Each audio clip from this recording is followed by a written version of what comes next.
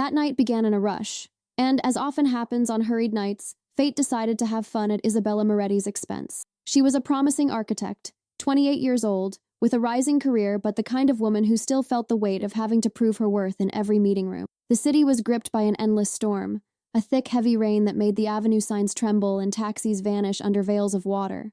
Isabella ran along the slippery sidewalks, her leather portfolio pressed tightly against her chest. Inside were the designs that could change everything, the chance to secure a position at the city's most prestigious urban design firm, Harrison & Bloom. That business dinner, scheduled at an elegant restaurant filled with influential people, was the kind of meeting that defined careers. But the watch on her wrist already showed 20 minutes late, and the map on her phone had died along with its battery back in the subway. With every corner, she struggled to read the signs, her hair plastered to her face, her heels sinking into puddles. The shop windows reflected her desperation, a well-dressed woman, drenched, trying to save her future, while the present dissolved in the rain. When she spotted a golden sign with an Italian name, Isabella's heart raced. The letters shimmered under the wet glass. Villa Caravaggio? Or perhaps Rossetti's. The rain distorted everything, but it sounded right, Italian enough to be the dinner's location. Without a second thought, she pushed open the heavy wooden door. The sound of the storm dissolved in an instant. The air inside was warm, scented with wine and spices, and a soft melody, violins and piano, filled the silence. Isabella paused for a moment, blinking to adjust to the light. It was a small, refined dining room, where every table seemed placed with an architect's precision. Candles burned in crystal holders, casting golden reflections on glasses and silverware. But there was something strange about that calm. No loud conversations, no laughter. Just a handful of waiters moving with the delicacy of those working in a temple, not a restaurant. And then she saw him. In the farthest corner, under the amber glow of a lamp, a man dined alone, tall, with a serene expression, the kind of elegance that required no effort. His suit was tailored, his dark hair combed with surgical precision, and his gaze held the depth of someone who had seen the best and worst of the world and learned to master both. He looked up the exact moment Isabella entered. It wasn't just a glance, it was a silent inspection, the kind of gesture that revealed power without needing a single word. Isabella felt a shiver run up her neck. Before she could think, a thin, nervous waiter approached, a towel folded over his arm. "Good evening, madam. May I assist you?" She tried to catch her breath. I'm looking for a reservation. Harrison & Bloom for 8 o'clock. The man checked a tablet with trembling fingers. "I'm sorry, madam, but there's no reservation under that name." "Are you sure?" she insisted, looking around as if the answer might be on the walls. "This is Rossetti's, right?" The waiter seemed to hesitate, as if afraid of the response. "No, madam. This is Villa Caravaggio." Her face flushed. "Wrong. All wrong." She muttered a hurried, "Thank you," and turned toward the door. But before she could reach it, a deep, commanding voice cut through the air. "Wait!" The sound came from behind, firm, from someone not accustomed to being ignored. Isabella turned. The man from the corner had stood up. Now, under the yellow light, he was even more imposing, likely in his mid-30s, perhaps 40, his face marked by strong features and an almost aristocratic charm. "The rain outside has worsened," he said, his voice deep, rough with an Italian accent. "Getting soaked won't help you get where you need to be." Isabella opened her mouth, but the words faltered. The man made a subtle gesture, a silent invitation, and a waiter appeared with a towel. "Sit with me, Bella. Wait for the storm to calm." She hesitated. Every instinct screamed to leave, but the warmth of the room, the sound of rain hammering the windows, the gaze that pierced her with almost hypnotic calm, everything conspired to keep her there. "I really need to go," she said, in a tone less firm than she intended. The man gave a half-smile, the kind that disarms not through charm, but through authority. "A few minutes won't change the fate of the night." He gestured to the waiter. "Bring a red wine, something warm." That voice didn't ask, it commanded with elegance. Isabella, defeated by exhaustion and curiosity, let herself be guided to the table. The man pulled out a chair for her, with the chivalry of another era. As she sat, she caught his scent, a blend of dark wood and distant smoke, the kind of aroma that hinted at danger and power. "Thank you," she murmured. "I'm Isabella Moretti." "Domenico," he replied, watching her as if every word were a chess move. "Domenico Caravaggio." The name seemed to resonate within her. It felt heavy, like something carrying history and secrets. The waiter brought the wine and vanished without a word. Silence returned, broken only by the music and the distant sound of rain. "So, Isabella," he said, swirling the crystal glass between his fingers, "what was an elegant woman like you doing wandering alone in a storm?" She tried to smile. "A business dinner, and, apparently, a GPS that hates me." Domenico tilted his head, intrigued. "Business dinner? I'm an architect. I had an important meeting, something that could change my career, if I still have any chance of making it on time." He studied her for a few seconds, then raised his glass. "Fate likes to toy with those who plan too much. Sometimes a mistake is just the right path in disguise." She gave a nervous laugh. "And you? What do you do?" A glint of enigma crossed his eyes. "Family business." The phrase came with a calm that said everything and nothing at once. "We deal in real estate, investments, restaurants." She noted the plural. "We deal. Not I deal. Not me." It was the kind of detail journalists and investigators pick up on. But Isabella was neither. She was just a woman too curious for her own good. "So, you're the owner here," she ventured in a playful tone. He merely smiled. "Let's say I know the place well."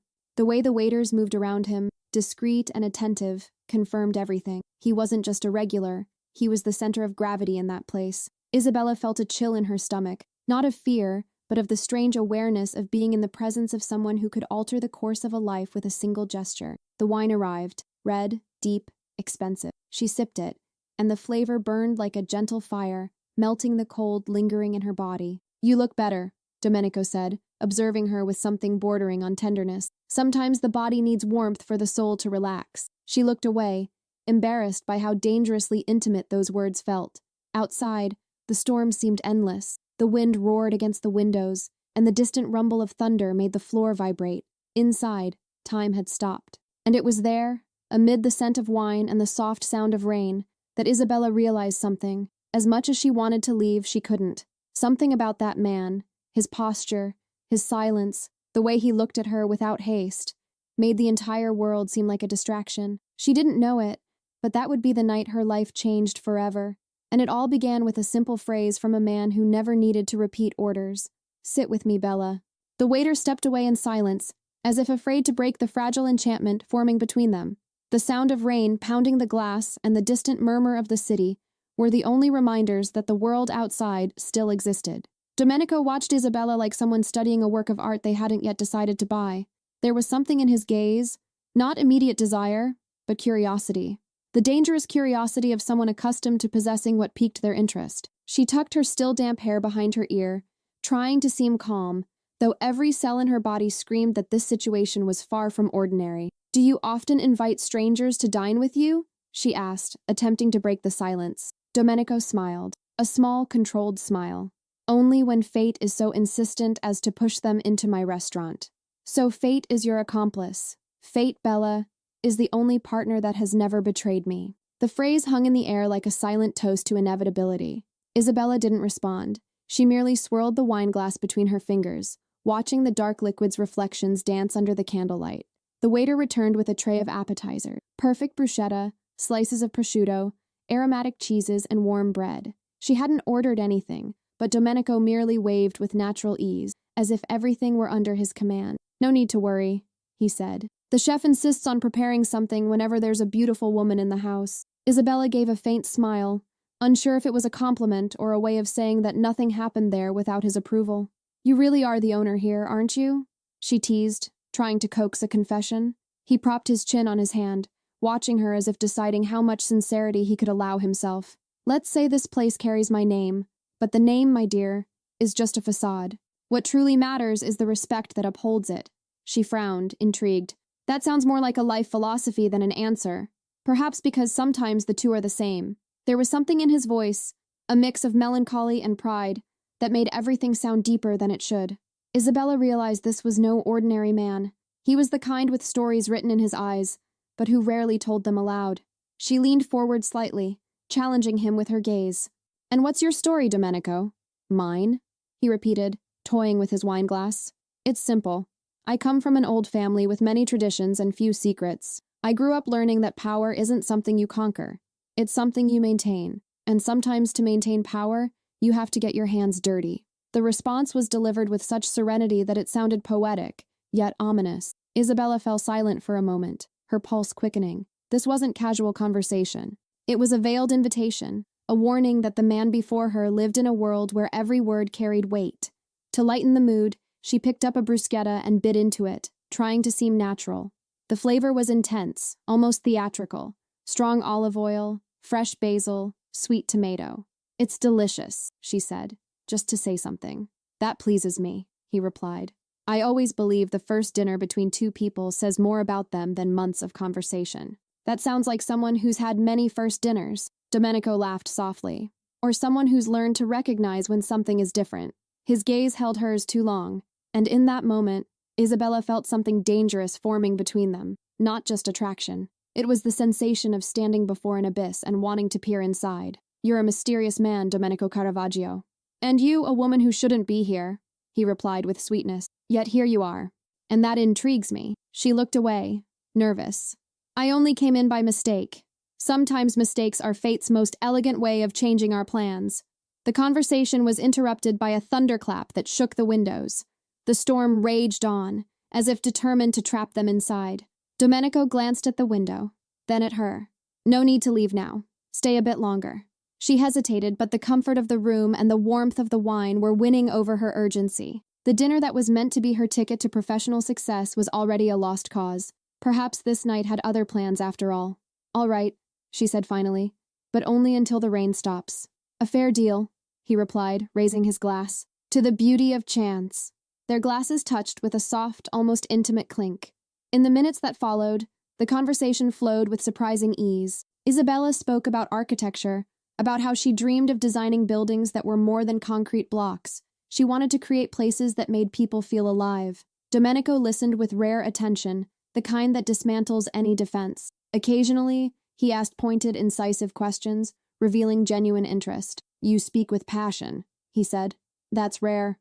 Maybe because I've spent years having to prove I deserve to be heard." He raised an eyebrow. "So you know the art of struggle. The art of resilience," she corrected. "Fighting is easy. The hard part is continuing to believe." Domenico smiled. "I understand that better than you might think." For a moment, they just looked at each other. The piano music seemed to match the rhythm of their breaths. Isabella tried to steer back to neutral ground.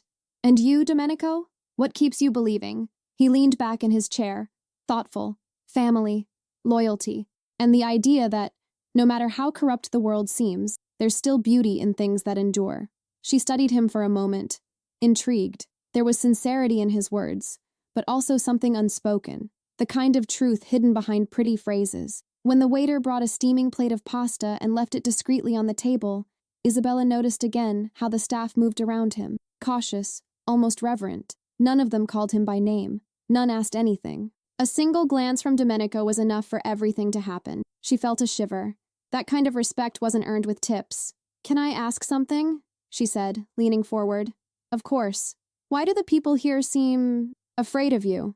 Domenico didn't answer immediately. He picked up his napkin, wiped his lips, and only then said, "Fear is just another form of respect, Bella. And respect, in this world, is what keeps people alive." The silence that followed was thick, almost tangible. Isabella looked down at her wine, trying to process what he'd just said. There was no threat in his tone, just a cold, natural observation, like someone commenting on the weather. She wondered how many people in that restaurant truly knew who this man was, and why suddenly the rain outside seemed the least of her dangers. "You don't need to worry," he said, breaking the silence. "I never harm those who don't deserve it." The phrase, spoken so calmly, didn't reassure her, but there was something comforting in his steadiness. Domenico glanced at his watch, then at her. "Tell me, Isabella, if you hadn't walked in here tonight, where would you be now?" She thought for a moment. "Sitting at a formal dinner, trying to impress men who'd probably forget my name before dessert." "And now?" he asked. "Now." She paused, surprised by what she was about to admit. "Now I'm having the strangest and most fascinating conversation of my life." He laughed, a brief, genuine laugh. Then, at least in something, fate got it right. The rain eased slightly.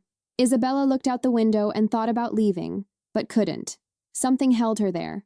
Perhaps curiosity, perhaps the warmth of that gaze that seemed to promise more than words could convey. "Can I be honest?" she asked. "Always. There's something about you that makes me uncomfortable." "It's the wine," he teased, smiling. "No," she replied firmly. "It's the feeling of being in the presence of someone I'm not sure whether to fear or admire." Domenico leaned forward, his gaze locked on hers. And what if both were possible? Her heart raced. For a second, she forgot the rain, the job, the reason she'd ended up there. All that existed was this man, and the strange certainty that, somehow, their lives had crossed for a reason she didn't yet understand. Outside, a flash lit the sky. The thunder followed, echoing through the nearly empty dining room. The waiter approached, anxious. "Mr. Caravaggio, there are 2 men waiting in the lobby. They say it's urgent." Domenico's expression shifted, not dramatically, but subtly, like a blade being drawn from its sheath. "Tell them to wait." "Yes, sir." The waiter vanished. Isabella sensed the tension in the air, the way the other staff moved a bit faster, the distant murmur of voices. Something had changed. Domenico looked at her again, but now there was a trace of concern in his face, perhaps. "Isabella, I need to ask you a favor." "Of course. In a few minutes, I want you to go to the hallway at the back, on the left. There's a small tea room. Stay there until I send someone to fetch you." She frowned. "What's happening?" "Business," he replied, his tone unchanged. "Nothing you should be involved in." Fear crept into her voice. "Are you in danger?" "Me?" He laughed without humor. "No, Bella, I am the danger." The way he said it wasn't arrogant. It was true, as if he were simply stating an inevitable fact. Isabella's heart pounded. "I should leave." "No," he interrupted firmly. "It's still raining outside. In here, at least, you're safe. Trust me." She wanted to respond, but before she could, 2 tall figures appeared at the entrance, in dark suits, with serious expressions and precise movements, the kind of presence that turned the air to ice. Domenico stood slowly. "Go now." His voice was soft, but undeniable.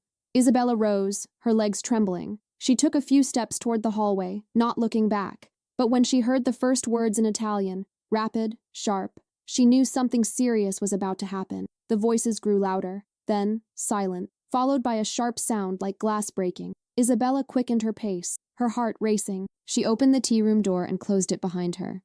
The space was empty, lit only by yellowish lamps and the distant echo of the storm. She leaned against the wall, trying to breathe.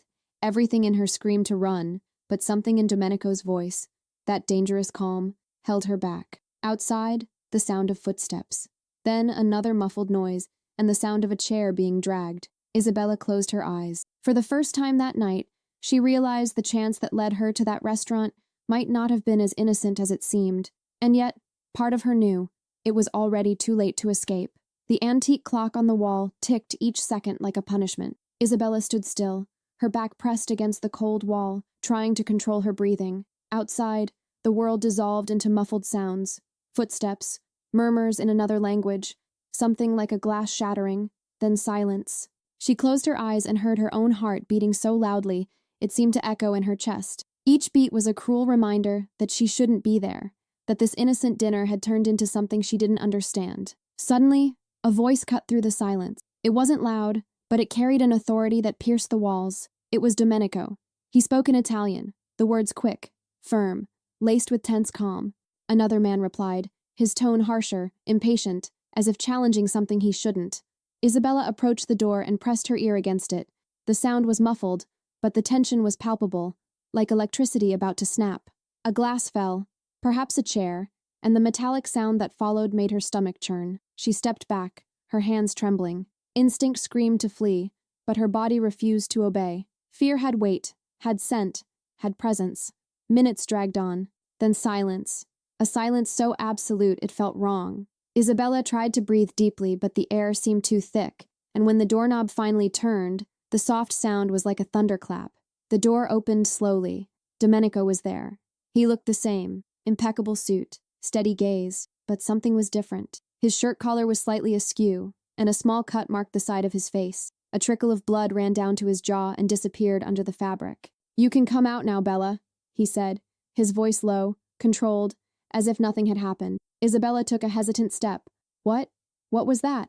"Just business." He extended his hand. "Come." She wasn't sure if she should touch him, but she did anyway. His skin was cold, like stone. As they crossed the hallway back to the main dining room, what she saw made her heart freeze. The restaurant, once impeccable, was in ruins. Overturned chairs, shattered glasses, a table tipped over on the floor. The air carried a metallic scent. Of wine, perhaps, or something she preferred not to name. "My God," she murmured. "Shh." Domenico brought a finger to his lips. It's all resolved. She looked at him, incredulous. Resolved? This looks like a war scene. Sometimes the world of business is more intense than we'd like. The phrase was spoken with tranquility, but there was something in his eyes, something dark, undeniable. Isabella took a step back. Who are you, Domenico? He watched her in silence. For a moment, the air seemed suspended between them. Someone who carries responsibilities I didn't ask for, he replied finally. And someone who never lets an innocent woman get hurt. Innocent?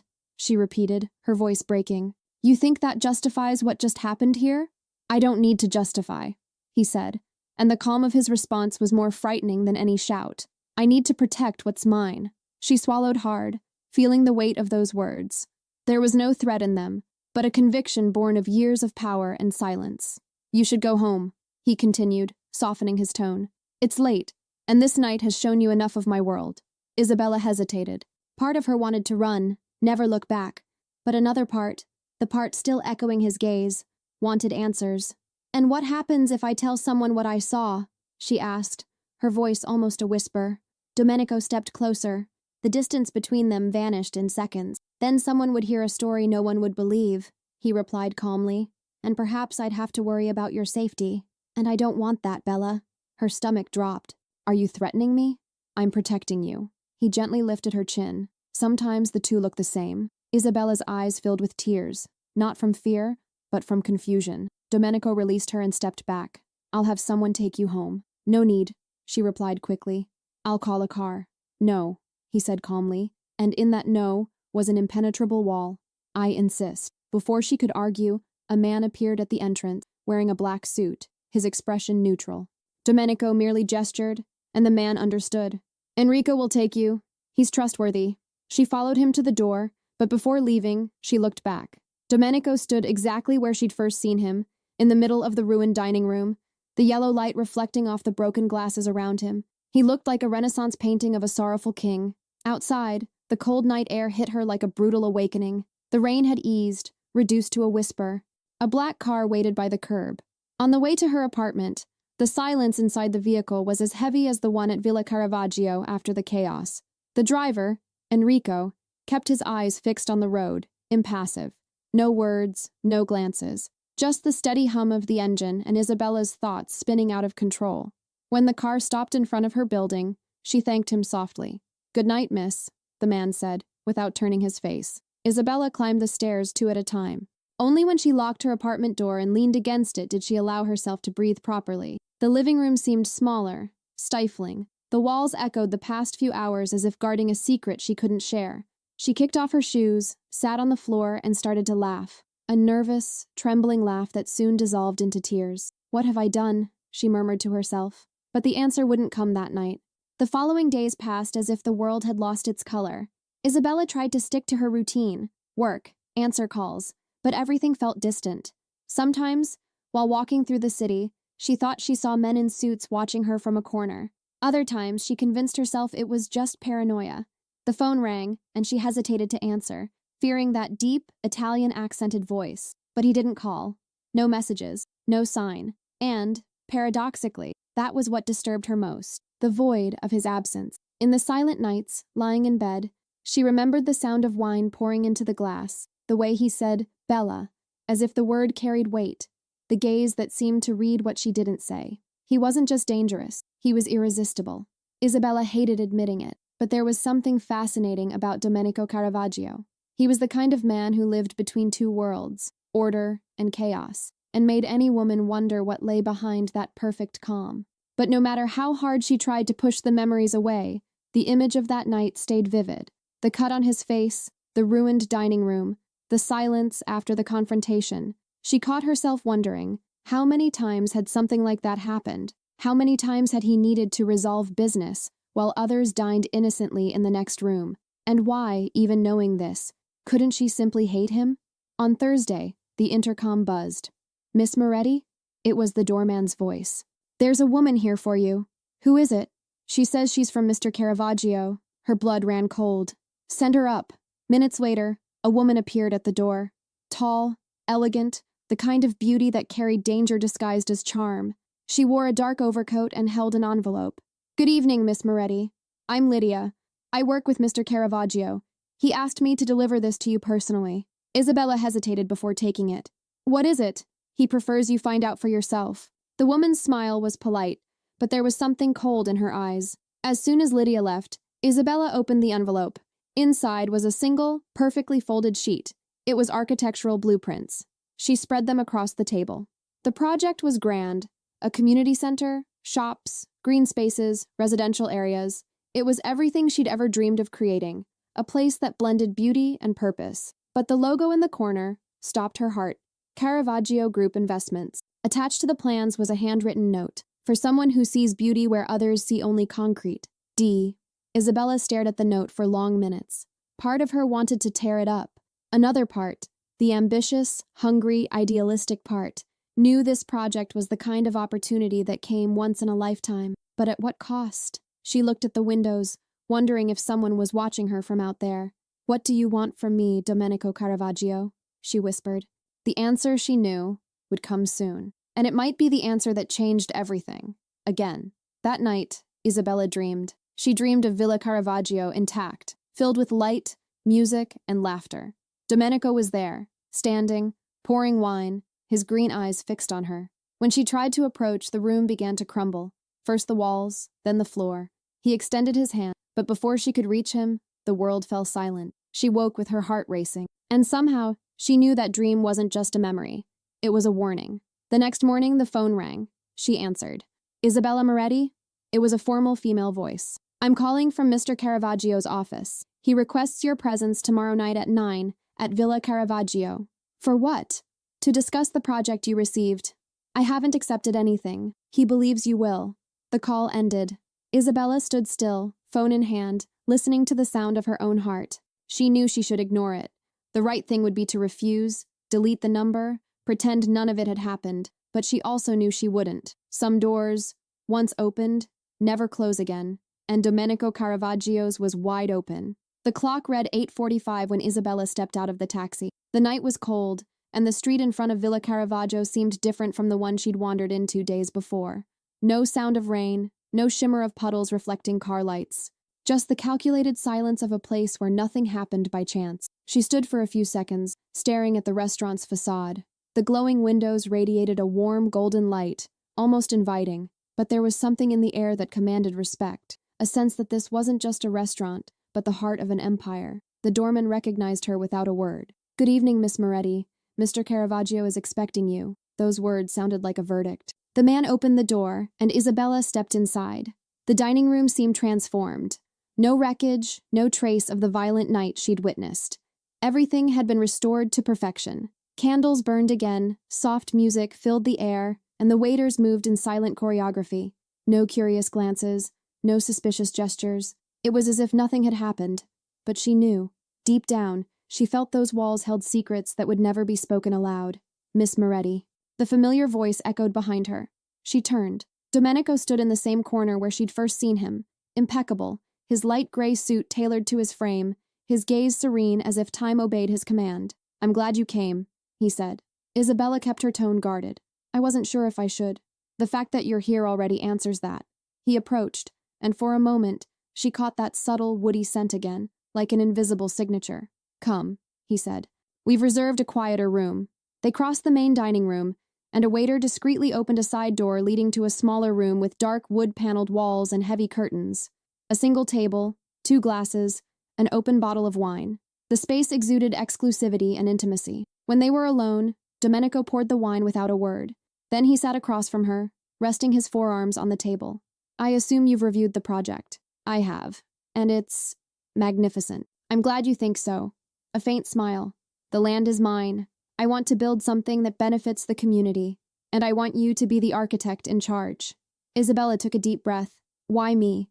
There are more experienced professionals. Because when you spoke about architecture, he said, your eyes had the same passion I see in men who risk their lives for what they believe in, and that can't be bought with degrees. She looked away, trying to process his words. I can't deny the project is tempting, but I also know what they say about you, Domenico.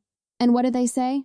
That your name is behind deals that never appear in contracts. Domenico laughed, not denying it. It's curious how people talk about what they don't understand. My work is to ensure things happen, even when the system tries to stop them. That's a fancy way of saying you operate outside the law. It's a realistic way of saying the law doesn't always serve justice. The silence that followed was heavy. The wine reflected the candlelight like blood contained in a chalice. You know, Isabella, he continued, his voice calm. When I was a boy, my father told me the world is divided into two types of people. Those who wait for things to happen, and those who make them happen. I learned to be the latter, even if it cost your conscience. He looked at her for a long time, unhurried. Conscience is a luxury for those who've never had to choose between power and survival. Isabella felt her heart beat faster. Every word of his seemed like a test. And what exactly do you want from me? To build something that outlasts fear. A project that cleans my family's name and proves it's still possible to do good without asking permission from the hypocrites who run this city. Are you asking me to clean your image? I'm offering you the chance to leave a real mark. And if that cleans my image in the process, it's just a bonus. His candor disarmed her. There were no false pretenses in his words. Domenico Caravaggio wasn't a man who pretended to be a saint. He was someone who accepted his own darkness and still sought light through it. Isabella studied his features. This man didn't ask for approval, he asked for faith. And if I say no? He tilted his head. I'd be disappointed, but I'd respect it. Would you really? Of course. Pause. But I'd think it a shame to waste such talent. The way he said shame made something inside her tremble. It didn't sound like a threat. It sounded like truth. I need to think. Take as long as you need. The project isn't urgent. He made a subtle gesture, and the waiter reappeared, as if waiting behind the door the whole time. But there's something I want you to know, Isabella. What? I don't usually repeat myself. When fate places something rare in my path, I don't ignore it. The words lingered in the air. There was something beyond business in that phrase, something she understood but didn't dare comment on. The dinner continued quietly for a few minutes. Domenico spoke little, but his gaze said more than any speech. He asked about her childhood, her inspirations, the places she dreamed of building. And with every answer, he seemed to store each word like someone memorizing a precious secret. When the main course arrived, a truffle and red wine risotto, she noticed her heart was beating more calmly. The tension gave way to a strange familiarity, as if they were bound by an unspoken pact neither had signed but both understood. At the end of the dinner, Domenico stood and walked around the table. He stopped behind her, his voice low, too close. If you decide to accept, come here tomorrow night, at 9. She looked back. And if I don't come, then I'll know you chose the safer path, and we'll never hear from each other again. He walked to the door and waited. Isabella stood, confused. As she passed him, Domenico took her hand. But if you do come, Bella, know that nothing will be the same. That night, the cold felt sharper. Isabella hurried along the sidewalk, her hands trembling not from the wind, but from the weight of his words. Nothing will be the same. At home, she spread the blueprints across the living room table and spent hours staring at them. The project was flawless. The lines, the calculations, the balance between space and humanity. Everything she'd always wanted to create was there. But there was something in the shadows of that dream. She thought of her father, a bricklayer, who always said a foundation is only strong if built with truth. She thought of her mother, a nurse, who spent entire nights caring for strangers. And she wondered what they'd say if they knew their daughter was about to build her life's dream with the money of a man who might command fear. The hours passed, and the city outside fell asleep. But Isabella stayed awake, staring at the plans like someone trying to solve a riddle. Finally, she lay down, but sleep didn't come. In her mind, Domenico's image mingled with the sound of the rain that had begun to fall again. His calm, impenetrable gaze reappeared with every flash of thunder. She dreamed again. She was in the middle of an empty hall, and he was walking toward her, dressed in a dark suit, his steps slow. When he stopped in front of her, he said only, "Some constructions require ruins," and then the floor began to crack beneath her feet. She woke up gasping, covered in cold sweat. The next day, Isabella tried to distract herself with work, but the clock seemed to mock her, each hour pushing her toward a decision she pretended she didn't need to make. As the sun began to set, she knew there was no choice left. Her body moved before her mind accepted it. She put on a simple black dress, subtle makeup, her hair tied in an elegant bun. She looked in the mirror and barely recognized herself. At 10 minutes to 9, she took a car. During the ride, her heart pounded with a mix of fear and anticipation. She didn't know if she was heading to a business meeting or a fate she couldn't escape. When she stepped out of the car, Domenico was already waiting at the door of Villa Caravaggio. His suit was black, his tie burgundy, his eyes more intense than she remembered.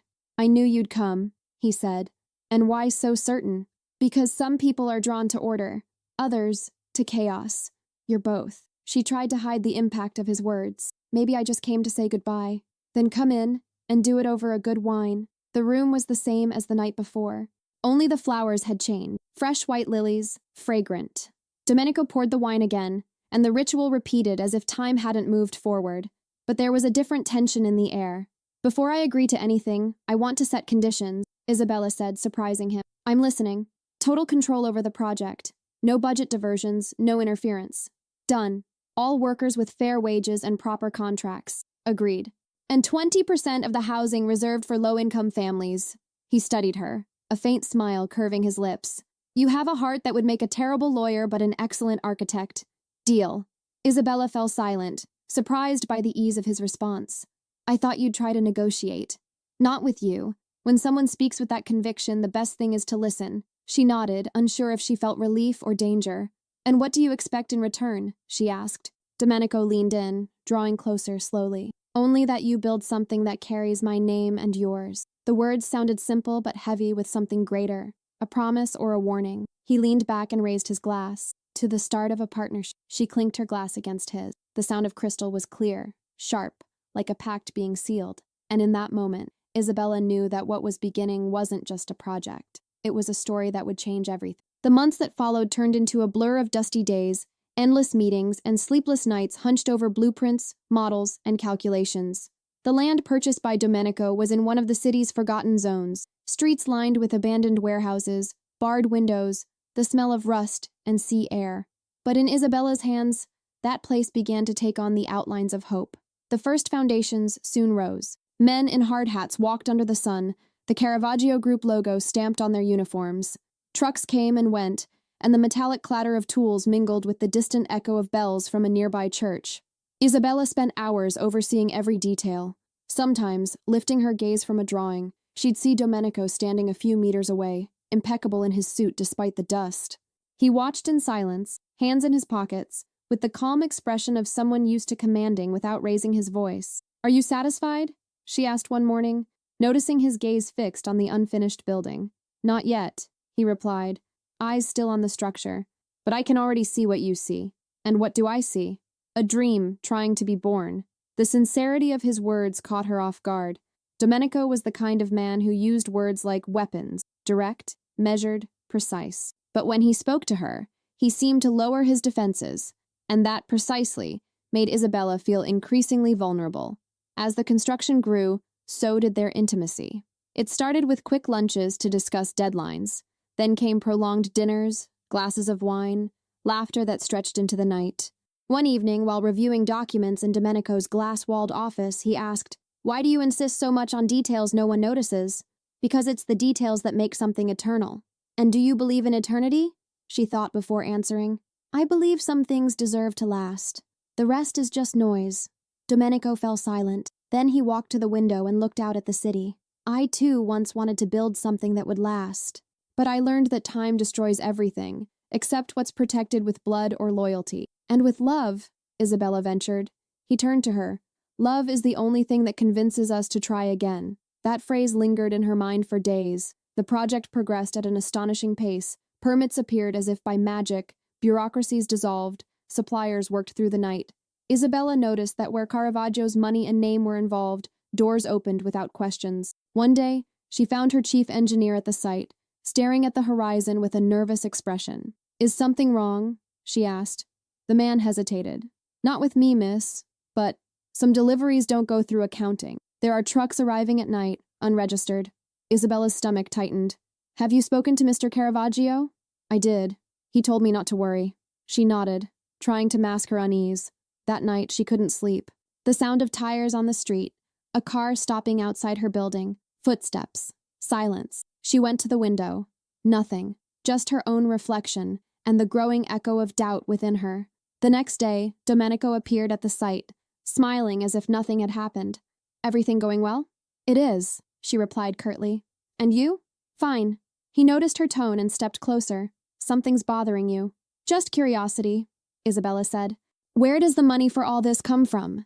Domenico looked at her calmly. "Enough to finish the project." That's not what I asked. And I answered what I can. A long silence followed. Her heart pounded in her throat. I don't want to be part of anything dirty, Domenico. He took a deep breath. And you won't be. I promise. But his promises carried the weight of curses. Beautiful, dangerous, impossible to ignore. One Saturday afternoon, Isabella arrived at the site and found Domenico alone, sitting on a crate, sleeves rolled up, the sun outlining his profile. The site around him was empty. I never imagined seeing you like this, she said, smiling. Like what? Human.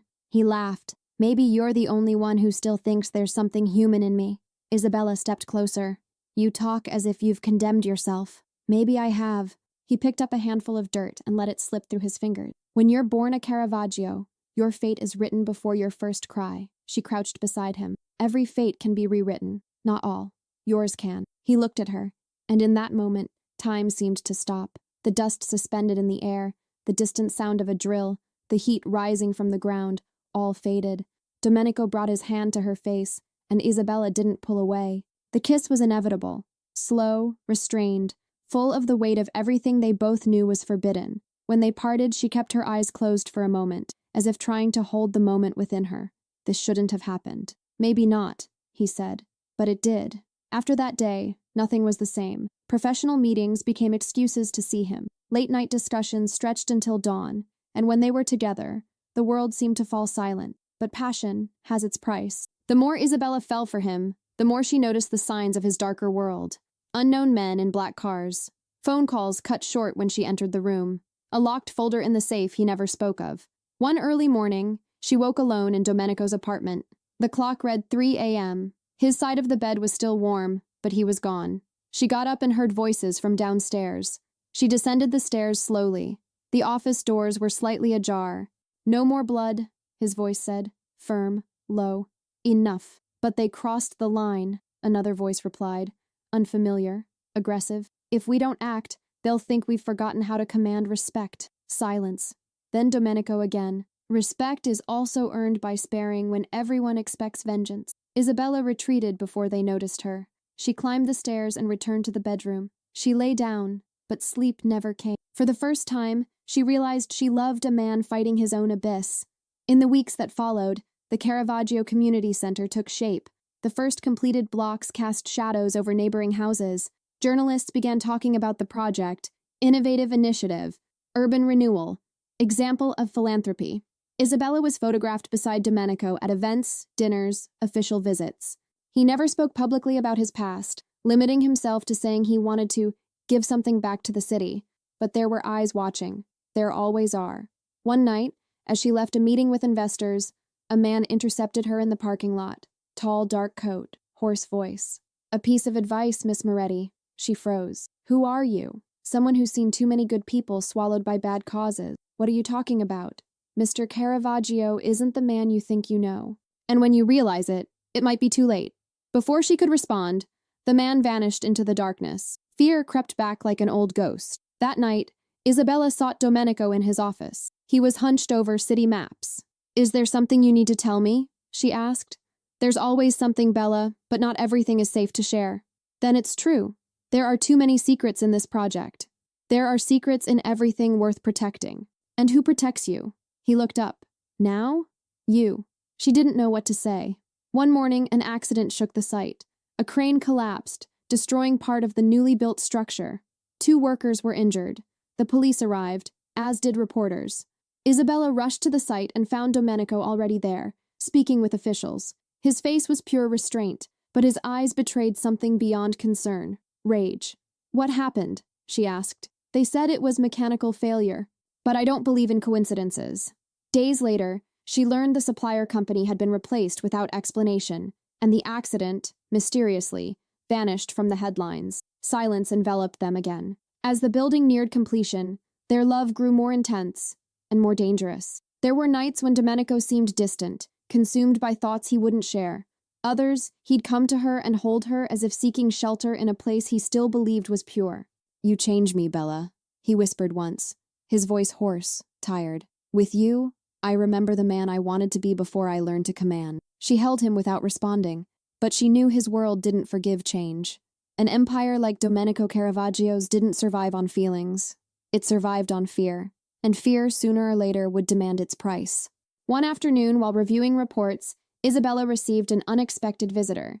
Lydia, the same woman who had delivered the initial blueprints. "Mr. Caravaggio asked me to give you this," she said, placing a small box on the table.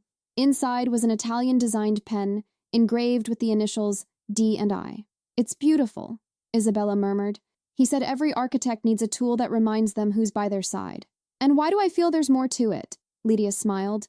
"Because there is." "What do you mean?" "Just a warning, Miss Moretti. His love is sincere, but the world he lives in doesn't forgive distractions." Before Isabella could ask more, Lydia was gone. That night, Isabella found Domenico on the terrace of the main building, gazing at the city. The view was magnificent. Endless lights, cars flowing like glowing veins. "It's almost done," she said. "Your dream, our dream." "Yes." He lit a cigar, the brief glow illuminating his face. "And when it's done, maybe I can finally rest." "Rest?" she asked. "Or run?" He smiled sadly. "Sometimes it's the same thing." The wind tossed her hair, and Isabella felt that this would be one of the last moments of peace they'd share. The next morning, an anonymous envelope arrived at her desk on the site. Inside was a photograph. Domenico sitting in a restaurant with 3 unknown men. On the back, a single handwritten sentence: "Not all agreements are about construction." Isabella's blood ran cold. She knew the image was a threat, and she knew, too, that something far greater than concrete and steel was at stake. Domenico's world was moving, and this time, she was part of it. The photograph wouldn't leave Isabella's mind. For days, she tried to ignore it, convincing herself it was just a provocation, an attempt to destabilize the project. But the folded paper remained on her desk, silent, insistent, like a fresh scar she couldn't touch. Domenico's face, frozen among the 3 unknown men, carried his usual look: calm, confident, impenetrable. Yet something about the image made her shudder. It was the way the others looked at him, with respect and fear. That night, she went to the construction site. The wind blew cold, and the unfinished building rose against the sky like a skeleton of iron and concrete. Inside, security lights cast long shadows. Isabella walked slowly, climbing the empty floors. On the 6th floor, she found Domenico. He was leaning against a beam, staring out at the city. His dark suit contrasted with the white cement dust covering the floor. When he sensed her presence, he turned slowly. "I thought you wouldn't come," he said, unsurprised. Isabella clutched the photograph in her fingers. "I needed to see it with my own eyes." He watched her for a moment, then turned back to the view. "Sometimes seeing doesn't mean understanding." "Then make me understand, Domenico." "What is this?" She held up the photo. "What kind of deal are you making behind my back?" A long silence. The wind slipped through the building's gaps, making the paper tremble. "Business," he said finally. "The kind that ensures your community center stays standing." "Business or crimes?" He turned, his eyes flashing under the cold light. "Careful with your words, Bella. What you call crime, others call balance." "Balance?" Her voice trembled. "Is that what you call balance? People getting hurt, fake contracts, trucks arriving in the dead of night? Everything has a price, even goodness." Isabella took a step back. "So all this, the whole project, was just a front?" "No." He stepped closer slowly. "It was my attempt to change." She shook her head. "You don't change the world by building on secrets. But you can hide them well enough to keep the people you love safe." For a second, his gaze broke. She saw not the polished, powerful boss, but a man tired of fighting his own shadow. "Tell me one thing, Domenico." Her voice was almost a whisper. "If everything collapsed, if this empire fell apart, what would be left of you?" "You." The answer came instantly, raw. "Only you." Her heart broke silently. She wanted to believe him, more than anything. But his world didn't allow faith, only consequences. 2 days later, the tragedy began. A small explosion, just enough to bring down part of the materials warehouse. No casualties, thankfully. Still, the message was clear. Someone was sending a warning. The police came but left too quickly. Reporters tried to cover the story, but the articles vanished before publication, and Isabella realized Domenico was at war. He didn't sleep. Secret meetings consumed his nights.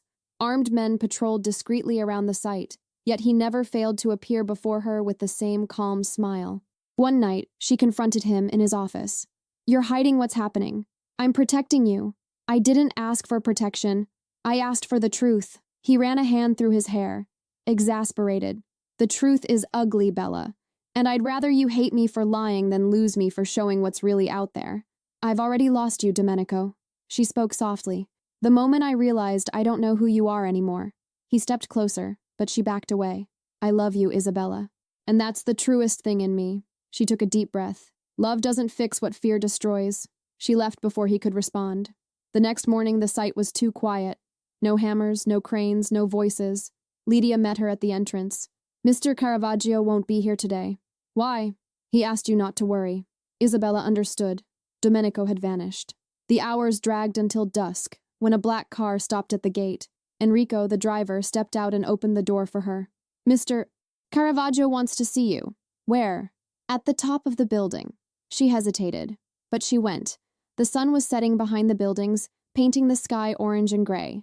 At the top of the construction, the wind blew fiercely. Domenico was there, his back to her, gazing at the city as if saying goodbye. You came, he said without turning. What's happening? She asked, stepping closer. He turned slowly. His face looked older, his eyes weary. There are things you don't choose, Isabella. Sometimes fate comes to collect the price of wrong choices. What choices? The ones that brought me to you. Her chest tightened. That doesn't make sense. It does. He pulled a small folder from his pocket. These are the documents transferring ownership of the community center to your name. What? No, I can't accept that. You already have. It's done. And you? I can't stay anymore. Why? He stepped toward her. Because peace has enemies, Bella. And they're coming for me, not you. Then run away with me. If I run, everything we built falls with me. Isabella cupped his face in her hands. I don't want buildings, Domenico. I want you. He smiled sadly. I wanted to become the man you see, but the world won't let me. A distant rumble echoed. Perhaps fireworks, perhaps gunshots. Domenico looked at the horizon, then at her. When I'm gone, no one will touch you. I promise. She was crying. Is this a goodbye? It's the start of what you always wanted to build. A safe place. Before she could respond, Enrico appeared on the stairs breathless. Sir, they're here. Domenico nodded. Take her away. No, Isabella shouted. I'm staying with you. But he had already turned. He walked to the other side of the terrace, the wind ruffling his coat. Trust me one last time. Isabella tried to run, but Enrico held her back. Please, miss. If you love him, obey. She fought, screamed, but was dragged down the stairs. The last sound she heard was the howling wind and a distant echo, something between snapping wood and the roar of metal. Then, silence. The next morning, the newspapers reported an explosion in an old warehouse in the port area. No identified victims, no official explanation. Villa Caravaggio remained closed, and Domenico's name vanished from the headlines as quickly as it had appeared, but the community center was completed. Months later, Isabella Moretti, now director of the Caravaggio Foundation, inaugurated the building before cameras and applause. Children ran through the freshly painted halls, and residents raised banners of gratitude. In her speech, she said only, "This place was born from the courage to believe that something good can rise even from a dark past." No one knew who she was referring to, but everyone felt it. One night, alone in the new center's office, Isabella was flipping through reports when she found a small box in a drawer. Inside was a simple silver ring and a note in firm handwriting. Not all ruins are the end. Some are the beginning. D. She smiled through tears. She stepped onto the terrace and looked at the city. The lights pulsed in the distance, and the wind carried the scent of rain. For a moment, she swore she heard footsteps behind her, the slow, certain sound she'd recognize even in a dream. She turned, but no one was there. Still, she felt accompanied, because somewhere between the sky and the shadows, she knew Domenico Caravaggio was still watching, and perhaps, at last, he was at peace. Years later, the Caravaggio Community Center became a symbol of renewal. Isabella, now one of the country's most respected architects, presented a second project inspired by the same ideal, a space for underprivileged youth to learn arts and trades. During the press conference, a reporter asked, "Ms. Moretti, what inspires you to keep going?" She smiled, her eyes shining in a way only those who've truly loved understand, the certainty that even the most dangerous stories can leave something good for the world. That night, as she left the event, Isabella walked through the silent streets. A black car passed slowly and stopped a few meters away. A man in a suit stepped out, leaving an envelope on a park bench. When she approached, the car was gone. Inside the envelope was a single photograph, the community center from above, lit up, alive, full of people, and in the bottom corner, a dark silhouette watching from the top of a neighboring building. Isabella ran her fingers over the image and smiled. I knew. The wind blew hard, carrying away a piece of paper that had slipped from the envelope. On it, a handwritten phrase, "I still protect what's ours." And for the first time in a long time, Isabella's heart felt light. After all, some presences don't need a body, just a promise, and the name Caravaggio, whispered between love and danger, never fades.